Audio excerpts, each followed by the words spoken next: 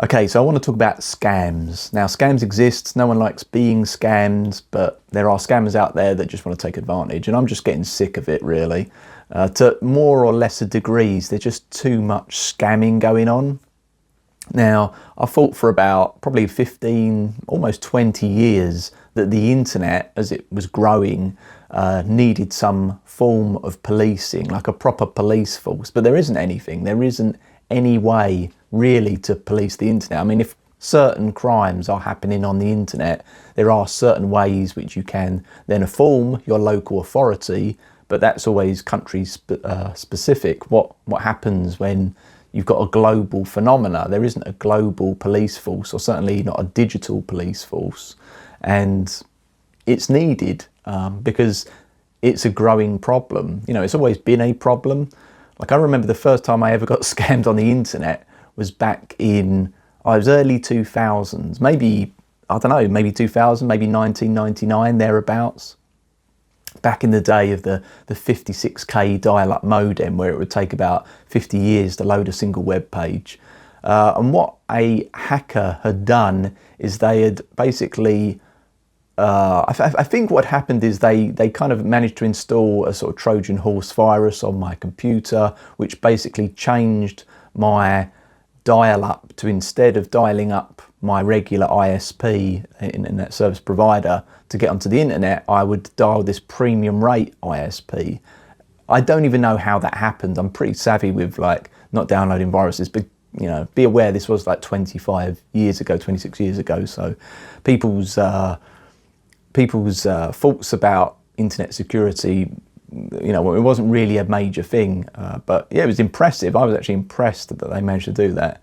Basically meant paying, I don't know, 20, 25 pounds of premium rate internet bill for someone else before realising what had happened. Since that point, I don't think I've really been scammed. So perhaps that was a good thing, like a low-level scam where I didn't lose too much money, and that was the end of it after sort of wiping the computer and starting again. It sort of teaches you a lesson that, you know, this is a problem that exists in the world. You need to do something about it. It's not great. So, but recently, you know, as savvy as I can be, being reasonably young, computer literate, you know, I still get people attempt to scam me. If I list an item for sale on eBay or Facebook Marketplace, Gumtree, for the Americans that would be something like Craigslist, there's always going to be someone out there that's going to try to scam you. For example, you know, there was someone on Gumtree, sort of peer-to-peer, customer-to-customer sort of trading website, a bit like eBay, Vinted, that kind of thing. Someone was trying to basically buy a laptop that I had for sale on this website. I can't even remember what the scam was, but it was something to do with, you know, you talk to these people, they'll negotiate someone coming to pick it up, but they won't have the funds at the time, or, you know, it's going to be, it just gets to a point where it starts to sound a little bit suspicious. And in the end, I you know, after about 3 or 4 messages, I was like, no, this doesn't sound right. I sort of ended the conversation. But before I did, I said to the person, look, okay, I realise what you've done here. You're attempting to scam me. I appreciate we didn't get so far into like me giving you my address details or anything, which is good for me. But I said to them, do you ever think about what your parents would make of the fact that this is your chosen career path? Do you think they'd be proud of you? Do you think they'd say, yes, I raised my son well? And, you know, if you raised your kids, would you want them to try and exploit, you know, people within the community?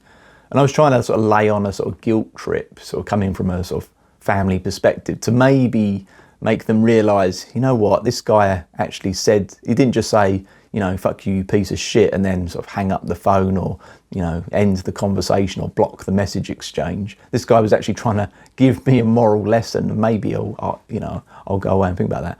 I don't know if it worked. It was an approach I just thought, let's try and keep this calm and rational and try and appeal to this person's sort of, you know, if they have a sense of morality, let's try and appeal to that. Do they, to some people, just not have a sense of morality? And if so, should we just, I don't know, execute all these people and just hang them all and just forget about them and not have them as members of society? You know, can everyone be rehabilitated? That was my goal anyway. I thought maybe we could appeal to some. there's some like grain of empathy within that person where they could actually understand what they were doing, and not only the effects that they were causing on me, but how, you know, there was shame there to be had from their own family if only they knew. I don't know what became of that, but that was another time I got scammed. Another time someone was trying to buy some artwork from my website. I'm an artist, I do anime stuff like this, and yeah, someone was basically saying that they were interested in buying some like large scale canvases. You know, we got quite far into the exchange. Halfway through again, I'm like, wait, this isn't making sense. You know, it's you know, the artwork is there for you to buy, or I'm here for you to commission, and now you want to sort of introduce these new payment terms and like, oh yeah, I'll pay you this, but I'll only pay you that, and then what you'll do is you'll take this bank transfer and then you'll do this or that. And I'm like, no. As soon as people start dictating how a transaction will go, and you're not negotiating, or they're not just following the script, you know, obviously something's wrong there. Again, I didn't get scammed on that occasion. But like I say, I mean, I use the computer a lot. I've been a computer nerd growing up through my sort of teens and 20s, and I'm into my adulthood. I spend a lot of time at the computer, not just surfing the internet, but I like reading about tech stuff. And I feel like I'm just quite skeptical and cynical as a person. I'm a neurotic by trade. You know, my personality type on the Big Five personality model, the highest trait that I have, the most powerful trait, is arguably neuroticism, also perhaps conscientiousness. But it basically means that I'm just generally quite skeptical of things. And I think that skepticism in the modern age is quite a good thing, because, for example, my parents, they're not as skeptical as me. They grew up in a time where you could rely on the trust of your local community more. You know, your society in general was a sort of a high trust society. That's what they grew up in back in the 60s, 70s, 80s, 90s. We're entering the 2020s, or we haven't just entered it, we're more than halfway through it. The landscape has changed. You know, our country has, you know, obviously I'm British, English accent. You know, the country I live in, you know, perhaps used to be less than 5%, you know, foreigners or whatever. Nothing against foreigners, but, you know, in principle, but now it's not that. And a lot of the foreigners don't come from sort of a high trust society whereby, you know, the rules are different. You know, scamming is just part and parcel of the daily grind. And if you get caught by it, well, sucks to be you. So we're dealing with this kind of internal issue now, certainly in England. And it's difficult. You know, scams are on the rise. You know, being around people who you can't fully trust or don't really give a shit about you, or who are looking to just exploit you, is bad enough. You know, it's in your own back garden, effectively. And then you've also got all this internet fraud to contend with. And, you know, again, this isn't a racism thing, but most of the scams are coming out of Pakistan, India, Africa, stuff like that.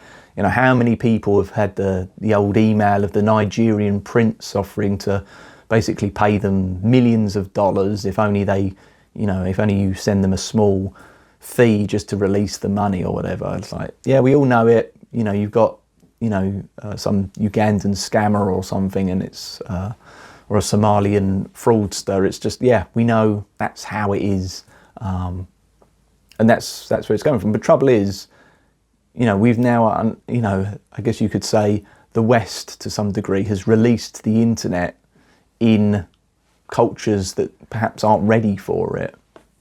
You know, if you don't come from potentially like a high trust traditional culture, and you're more of a sort of tribal gang culture, you know, it's you know, it's like, right, okay, we have this tool now, how can we use it? Well, we just use it how we would normally use any tool, you know, to exploit people from the neighbouring tribes or whatever.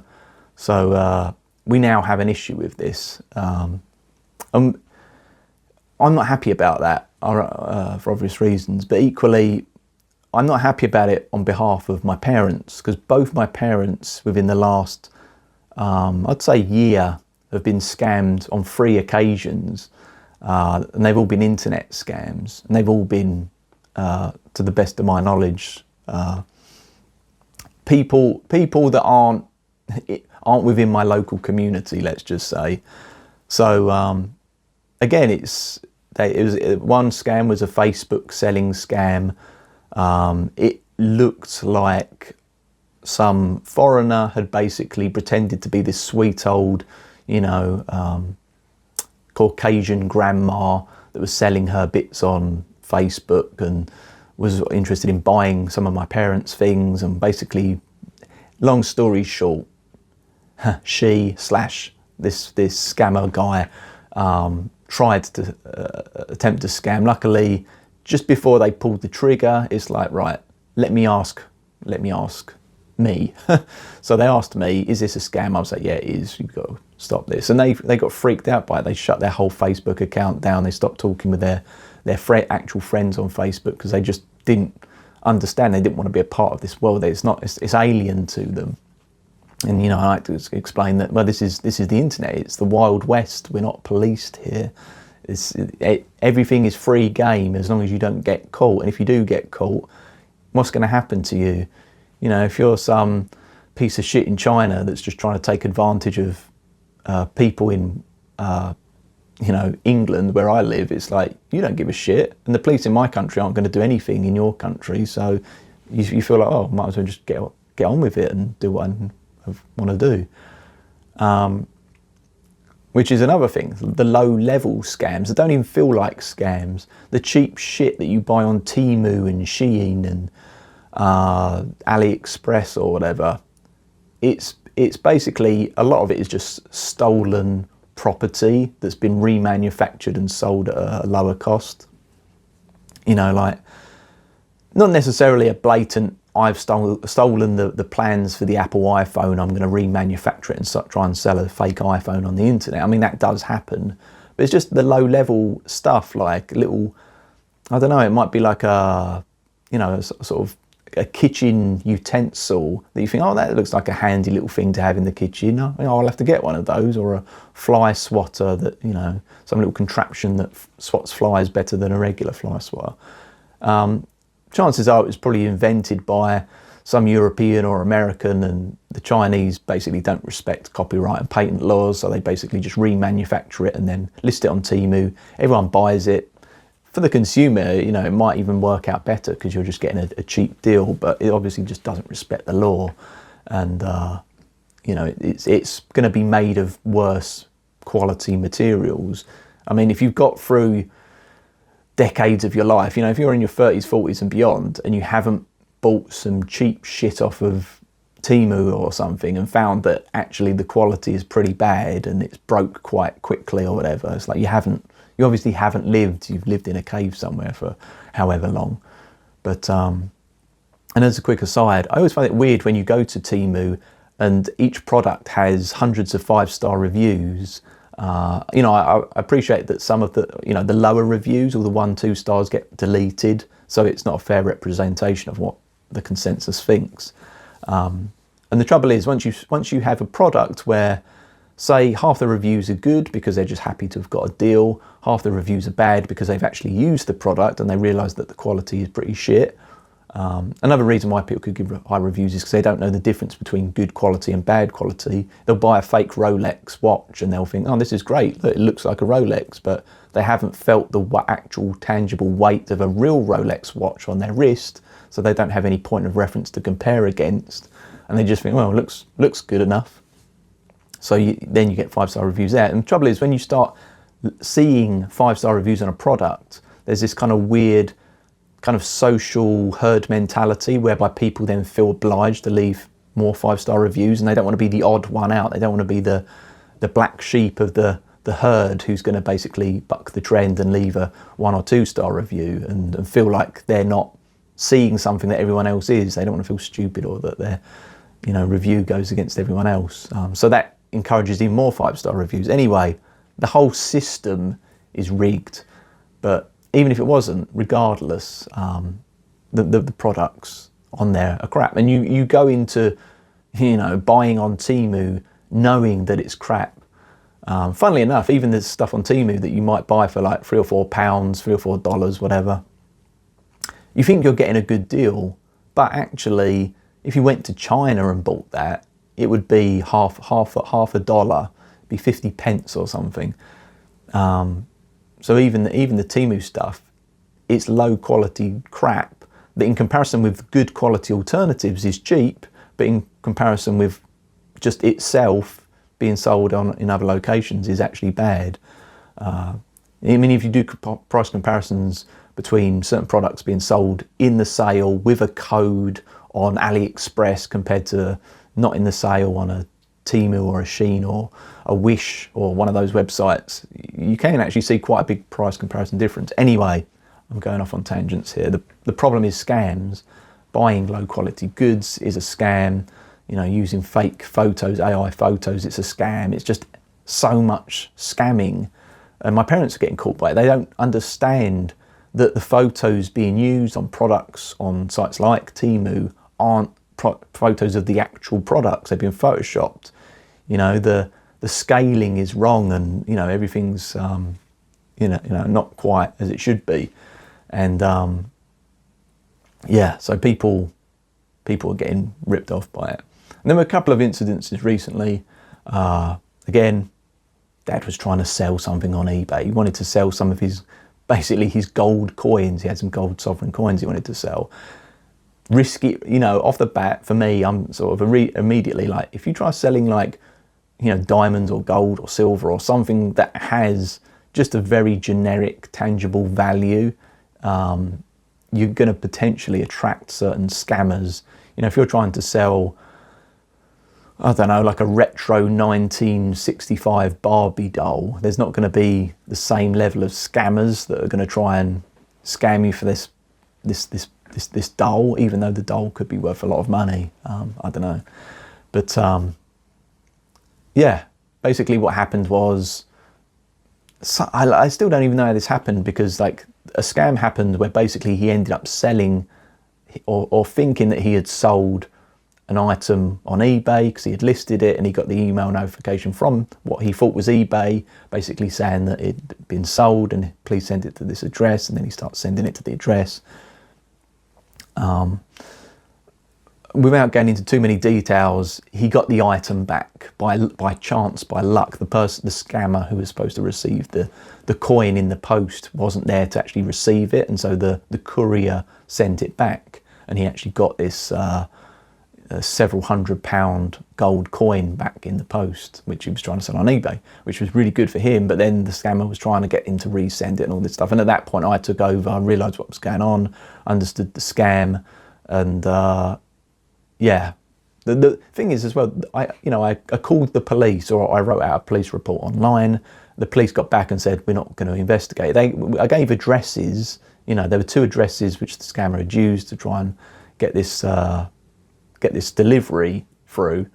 The police refused to even go to the addresses and to investigate to see what was going on. So, you know, what they say in this country, 95% of crimes that get reported never get resolved, solved. You know, if there's a phone theft or a burglary or something like that, just forget it. You know, the chances of you being that you know, 1 in 20 or 1 in 10 or whatever the recent stats are of actually getting your problem resolved is very low. So even though I would ideally like to advocate for some kind of online policing, you know, would it actually help? You know, are there the resources to investigate any of this, or the inclination to? But, you know, so much money is just leaving people's pockets in scams. Surely you know, if that money could instead be somewhat put towards policing, you know, there's something there. But so anyway, long story short, like I say, with my dad's eBay coin selling, I managed to sort that out. And then just the other day, my mum's sitting at the computer, one of her friends emails, asks her how she is. She replies, yeah, I'm fine, thank you, how are you? And then her friend replies saying, yeah, I'm really good. Couldn't ask you to do me a little favour, could you? You couldn't basically buy me an Apple gift card through Amazon and send me the code. I need to buy my daughter a present, and you know, I'm in hospital and I can't get out to the shops, and she's in hospital, and I don't know, the usual convoluted bullshit that just doesn't sound right. But to certain people, they could get scammed with. I mean, the initial email was just a like, hi, how are you? Can you do me a favour? It was like, oh, I know this person. So you think, oh, I'll just reply.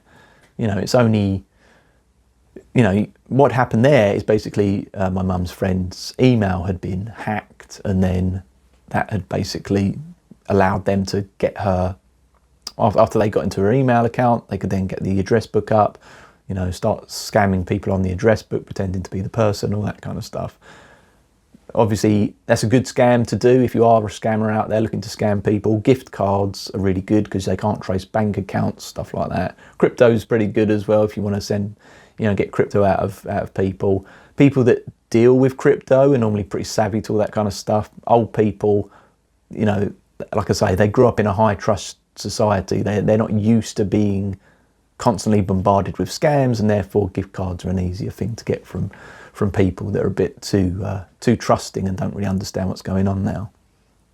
So again, I had to intervene, had to say, look, because, you know, luckily my parents will always at some point come to me and say, this doesn't feel right, this online transaction or this online email exchange, message exchange. What is going on here? Should I be worried?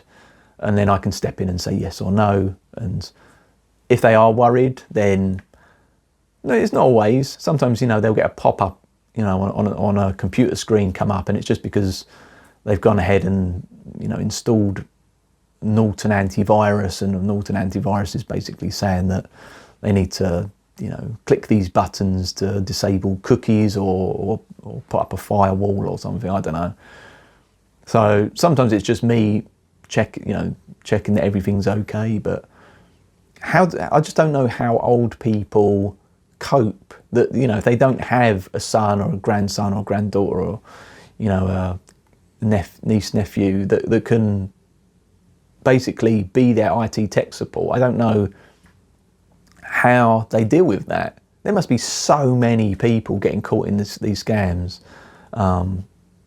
because I mean, for the most part, my parents are pretty intelligent people, but they're just too trusting. They just grew up in a society where they were allowed, and this is a good thing, you know, they were allowed to be trusting because everyone, for the most part, looked out for each other. And the scams that people would enact on people, you know, there'd be people out of town that would come into your town, there'd be strangers, they'd be doing the same sort of scam, you know, sort of like salesman-y type scams, you know, and you knew what to look for back then. But nowadays, it's really difficult for people, and I don't think anyone likes scammers. You know, there's scammer payback YouTube video channels where you find people that work with, you know, Microsoft or some company or Apple, and they're high level tech people, and they'll basically scam the scammers that are trying to scam them, and everyone loves it. Everyone loves the justice and the sort of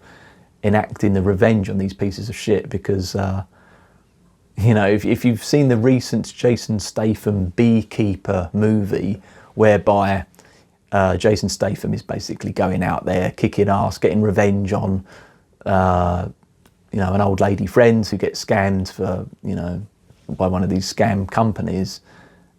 It's not a great film, it's not a great movie, but it's good because us regular plebs, us people just in wider society, get to feel some sense of catharsis through the acts, you know, at least the fictional acts of a man going in there, beating the shit out of these scammers like they deserve. We all think they deserve the shit beaten out of them because we're all trying to do the right thing, aren't we? We're all trying to, you know, work hard or be respectful or be polite and cordial to everyone we come across, and you know, we lend our trust to other people and we hope that we'll get that trust and respect back. And when people are like, no, I don't give a fuck about you, and I'm here to take advantage of you, I'm here to hurt you, I'm here to hurt your family, I'm here to take everything I can from you, even though I don't deserve any of it.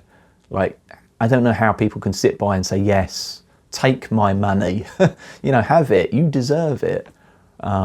Some people think that. Some people live in a weird, distorted reality where they feel like, I don't know, certain people deserve it. It's like, oh, they're poor, or they're, you know, they're from a country that doesn't have a lot or whatever. So, you know, if they want to point a gun to my mother's head and, you know, pull the trigger or rob my bank account or, you know, sexually abuse my daughter, I'll just let them, you know, they need it more than I do. You know, some people actually think that, you know, it's like, luckily not that many, not the majority, but yeah, it's a crazy world we live in. And I guess the point of this video is just to ask, firstly, have you ever been scammed? What did you do about it? What was the scam? And secondly, do you think something should be done about it? Do you think that we need some kind of online police force or some system in place to mitigate any of this kind of thing? You know, just another quick one. I have a website. It's not, I don't get scammed, but I often get an email or two. I'd say probably 2 or 3 emails every day with, I'd say most of it's coming from India. I'd get these emails from individuals in India asking if I want my website redesigned. You know, or they'll criticise it and say, oh, it's an ugly website, you need it redesigned. I'll go ahead and do that for you. Which is a bit of a kick in the teeth, considering the fact that I worked as a web designer for 4 years, like full time, and I've designed my own website and all this kind of stuff. I'm not necessarily saying that it doesn't need a refresh, it definitely does, but it's like, oh, you know, obviously they don't know that, they're not reading my credentials. I just think it's funny that you would go to an artist's and designer's portfolio, you know, that actually spells out, you know, within their resume that they're a web designer, and then start offering them web design services. It's kind of a bit of a piss take, basically. Anyway, so I get these Indian guys message me from India, and they're not necessarily trying to, you know, they want to have potential. I mean, I don't know, maybe they do. Some want to scam me, maybe some just want the work. I would say that 99% of the emails they send are written really badly, so I wouldn't reply to them anyway. You know, they don't introduce themselves, they're not polite, they don't say hello, they don't, you know, they're not understanding of the fact that I get these emails all the time, and they're like, oh, you know, if you pay me for this, it's like, no, at this, you know, if you want to offer me a service, like, for me to accept this kind of stuff, you're going to have to basically just design me an entire site from scratch and give it to me for free for me to then even consider working with you in the future. Like, they don't appreciate that the supply is so great, you know, that I've had 200 emails from people like this over the last year. And it's like, why would I pay you? Or like, why would I pay you anything? Like, it's just ridiculous. But anyway, the point is that I'm thinking, is there a way to just block the entire continent of India from ever contacting me? I mean, I'm in a position where I don't have any actual friends or family that live in India. You know, I know people that do, and, you know, friends of mine whose families are from India, but, you know, I can just talk to them regularly through email. They live in this country or whatever. But for everyone else, it's just, should I just block them? You know, you can actually pay your web hosts to block certain countries from being able to access your websites. And I'm thinking that, like, would there ever be a reason why I would need people from China or India to ever visit my website? I mean, you could still email people from those countries potentially if you wanted to, even if even if your email was somehow blocked, you know, and they blocked emails coming from your country, you know, you could still just use a regular Gmail. So it's not like you could completely restrict yourself from contacting people in foreign countries like this, but it just gets to the point where I feel like, for me and a lot of people, I think that wouldn't be a bad idea. Obviously there's workarounds with VPNs and stuff, so no one's completely safe, but you know, maybe there would be something.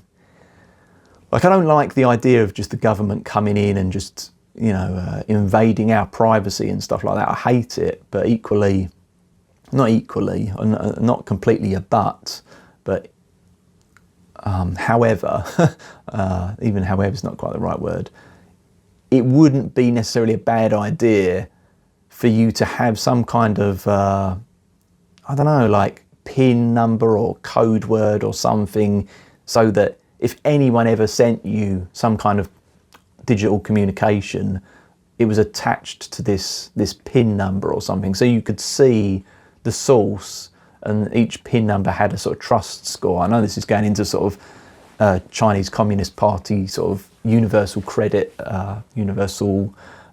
score, sort of history, not history, but like territory. which generally isn't a bad thing, but I don't know, I'm trying to come up with I don't know why I'm trying to come up with a solution. I'm just a nobody on the internet, but I feel like there could be a solution whereby, unless you have some kind of credentials, you just don't get to message people. You know, in the same way that your courier could just basically say, I'm not taking junk mail. You know, I know it's a thing in this country anyway, where you can basically, you know, write to certain companies, write to your local postal service and say, look, I don't want junk mail. Or you can write to a company to basically say, I don't want cold calls or telemarketing calls and stuff like that. So you can get your phone number blocked for sites like that. Obviously, you're still going to get scams and things trying to sneak through. You know, phone scams. I mean, that's another thing entirely. But yeah, what can we do about it? What can we do about this scamming stuff? Because it is pissing me off, and I think we need to collectively do something about it. And I just don't know what the solution is. And like I say, this is a small, low-key video that no one's ever really going to watch. But you know, I need to just say my bit anyway, and get it all off my chest. So we'll leave it there. Hope to see you again in a future video, and I'll see you soon.